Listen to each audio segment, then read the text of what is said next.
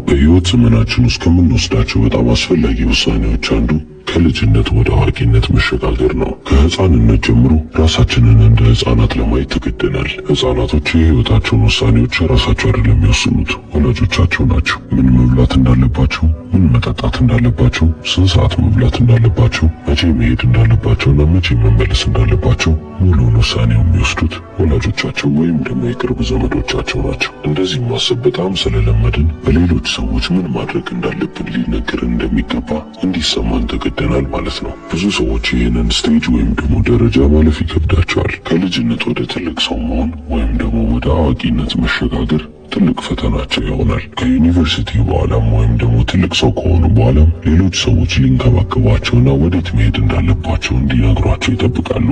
አለቃ፣ ቀጣሪ ወይም ደግሞ የሚመራቸውን አንድ ሰው ይፈልጋሉ። በዛ ብቻ አያበቃም። ከዛም የባሰው ጉድ ይመጣል ማለት ነው። ከሰዎችና ከግለሰቦች ዘለል ብለው ያልፉና ወደ መንግስት ላይ ይዞራሉ ማለት ነው። ይሄኛው መንግስት ለኔ መክፈል አለበት፣ ይህንንም ወጪን ሊሸፍንልኝ ይገባል፣ ዜጋ ስለሆንኩ ይህንን ማድረግ አለበት። እንዴት እንደሚያደርጉ አላውቅም፣ ብቻ ግን ማድረግ አለባቸው ብለን እንቀምጣለን። ይህ ማለት ምን ማለት ነው? እድሜ ዘመናችንን ህፃን ልጅ ሆነን እየኖርን ነው ማለት ነው። እኛ ግን ትልቅ ሰው ሆነን ይመስለናል። በጣም ከብዙ ዓመታቶች በፊት እኔ ሃይስኩል እያለሁ ስታይንቤክ የጻፈውን መጽሐፍ አንብብ ተብዬ ነበረ። እዛ መጽሐፍ ላይም ትላልቅ ውሳኔዎችን መወሰን ስለከበደው ወጣት ይናገራል። እዛ መጽሐፍ ላይም ካነበብኩት በጣም ቀልቤን የገዛኝ ነገር አለ።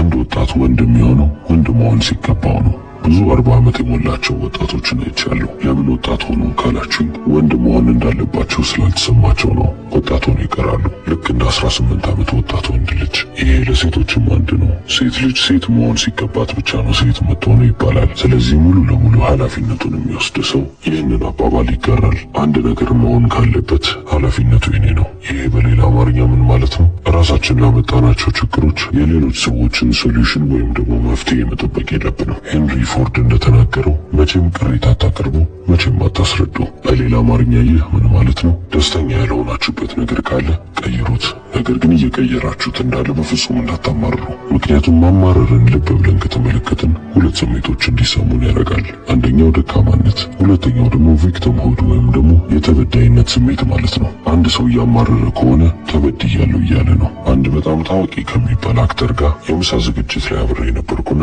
ምሳ እየበላን እንዲህ አለኝ። ሰዎች የራሳቸው ህይወት ከቁጥጥራቸው ውጪ እንደሆነ የምታውቀው ምን እንደተደረገባቸው መናገር ሲጀምሩ ነው አለ። እገሌ እንደዚህ ያደረገብኝ፣ እሷ እኮ እንዲህ ያለችኝ፣ ድርጅቱ እንደዚህ ያደረገኝ፣ ሁልጊዜ እንደዚህ አይነት ነገሮችን ባሉ ቁጥር እኔ ደካማ ነኝ፣ እኔ ትንሽ ነኝ፣ እኔ ገዛመሻ ሰው ነኝ እያሉ ለራሳቸው ደጋግመው እየነገሩት ነው። እነሱ ግን ይህንን አያውቁም። ከእነሱም ብሶ ደግሞ እናንተ ለእነሱ እንድታዝኑላቸው ይፈልጋሉ። እናንተ ለእነሱ አዘናችሁ ማለት እነሱ ትክክል እንደሆኑ ራሳቸውን እያሳመኑ ይህንን ባህሪያቸውን እየቀጠሉ እንዲሄዱ ማለት ነው። በዚህ መንገድ እየቀጠሉ ከሆነ መጨረሻ ላይ ምን ይፈጠራል ካላችሁ ለራሳቸው ያላቸው ግምት እየተበላሸ ይመጣል። አለ አይደለ? መነሳሳታቸውን መነቃቃታቸውን እንዳለ የሚቀማቸው ነገር ይህ ነው። ከዛ በኋላ በራሳቸው መተማመን ያቆማሉ። ነገሮችስ ተበላሹ ማለት አይደል? ስለዚህ በበሰለ ሰውና ባልበሰለ ሰው መካከል በሰበብ የተሞላ ጥልቅ ሸለቆ አለ። አንዱ ተራራ ላይ አለመብሰልና ልጅነት አለ። በመሃል ጥልቅ ሸለቆ አለ። በሌላኛው ተራራ በኩል ደግሞ አዋቂነትና ማቹሪቲ ወይም ደግሞ መብሰል አለ። ጥልቁን ሸለቆ ለመሻገር ሰዎች ሁለት እርምጃ ወይም ደግሞ ሁለት ጊዜ ዘለው ብቻ ማለፍን ይፈልጋሉ። የዛኔ መዳረሻቸው የት ነው ብላችሁ ከጠየቃችሁ እዛ ሸለቆ ውስጥ ይሆናል ማለት ነው። አሁን ላይ ደግሞ ሰዎችን ወደ ኋላ ከሚያስቀር ነገር ወይም ደግሞ ወደ ኋላ ከሚገታቸው ነገሮች ውስጥ አንዱ የሰበብ ማጥ ውስጥ መግባት ነው። ዓለም ላይ ካለው ሕዝብ እንዳለ 80% የሚሆነው የሆነ ነገርን ማድረግ ሲፈልግ የሆነ ቀን ይህንን ማድረግ አይቀርም ይላል። ሁልጊዜም ወደፊት ማሸጋገር ማለት ነው። በህይወታቸው መቀየር የሚፈልጉት የሆነ ነገር ካለ የሆነ ቀን በቃ አስተካክለዋለሁ ይላሉ። እቺ አንድ ቀን ሁልጊዜም የምትደጋገም ነገር ትሆናለች። አንድ ቀን እያሉ የሰበብ ባህር ውስጥ ሰምጠው ይቀራሉ። ስለዚህ ብራያን ምን ብናደርግ ይሻላል እያላችሁኝ ነው። ከአንዱ ተራራ ሸለቆ ውስጥ ሳትገቡ ወደ ሌላኛው ተራራ ለመሻገር ከፈለጋችሁ መዝለል አለባችሁ። የምትዘሉት ግን አንድ ጊዜ ነው። አንዴ ከዘለላችሁ በኋላ ወደ ኋላ መመለስ የሚባል ነገር የለም ማለት ነው። አሁን ይሄ ዝላይ ምን ይመስላል እያላችሁ ነው።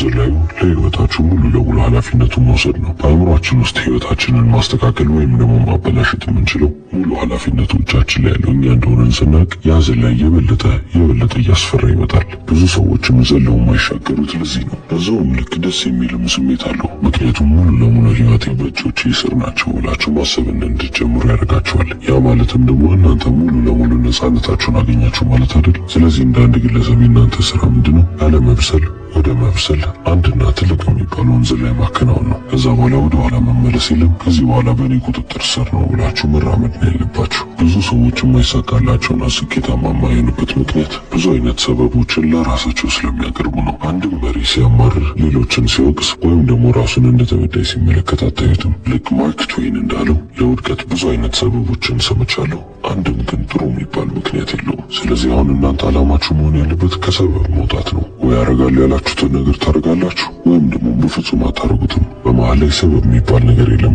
ወይ ይደረጋል ወይ ደግሞ አይደረግም። የህይወት ኃላፊነታችሁን ለሰዎች ልታሸጋግሩ አትችሉ።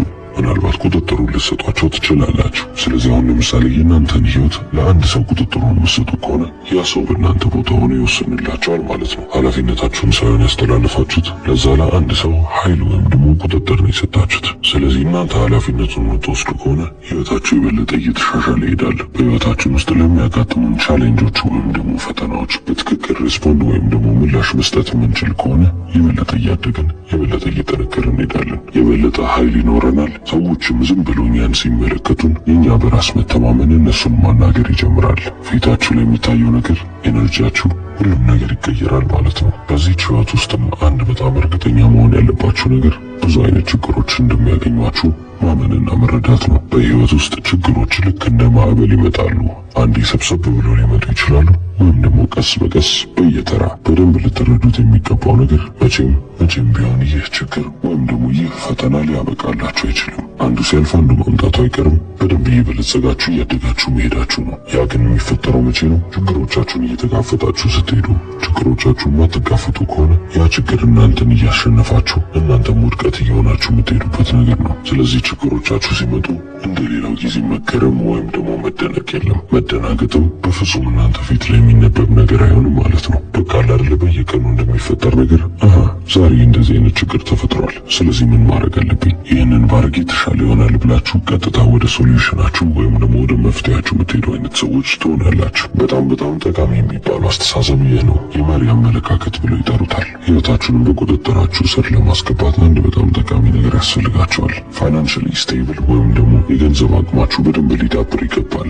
ትንሽ ገንዘብ ካላችሁ ትንሽ ኃይል ነው ያላችሁ። እዚህ ዓለም ላይ ስትጓዙ ራሳችሁ እንደቀጠራችሁ አድርጋችሁ አስቡ። ሙያችሁ ወይም ደግሞ እዚህ ዓለም ላይ የምትሰሩት ስራ እንዳለ የእናንተ ኃላፊነት ነው። ስለዚህ ነገር ብቻ ብዙ አይነት መጽሐፎችን ጽፌያለሁ። አሁንም መጽሐፍ አላቆምም። ምክንያቱም ብዙ ሰዎች የሚሳሳቱት እዚህ ጋር ነው። አንድ መስሪያ ቤት ይባረሩና አሁን ኮፍያቸውን አውጥቶ ለሌላ ስራ መለመን ይጀምራሉ። ልመና የሚለውን ቃል የተጠቀምኩት አስተውዬ ይሄ ቃል ነው እዚህ ቦታ ላይ መግባት ያለበት ብዬ ነው። ምክንያቱም በየመስሪያ ቤቱ እየሄዳችሁ ስራ አስገቡኝ፣ ስራ ቅጠሩኝ የምትሉ ከሆነ እኔ ልጅ ነኝ፣ በህይወት ምን ማድረግ እንደምፈልግ አላውቅም፣ ስለዚህ እናንተ እርዳታ ያስፈልገኛል እያላችሁ ነው። እኔ በህይወት አንድ ነገር አምናለሁ፣ ቶታል ኮንትሮል ወይም ደግሞ ሙሉ ለሙሉ ቁጥጥራችሁን በራሳችሁ ስር ማድረግ። ሰዎች እናንተን የሚቆጣጠሯችሁ ከሆነ መቼም እናንተን መሆናችሁ ነው። ዋጋችሁን እየጨመራችሁ የምትመጡት ራሳችሁ ህይወታችሁን ስትቆጣጠሩ ብቻ ነው ይለናል አሜሪካን ሞቲቬሽናል ስፒከር እና ደራሲ ብራያን ትሬሲ። እስከ መጨረሻው እንደተመለከታችሁት እንዳውቅ ኃላፊነት ብላችሁ ኮሜንት ሴክሽን ላይ ጻፉልኝ። አመሰግናለሁ። ቻው።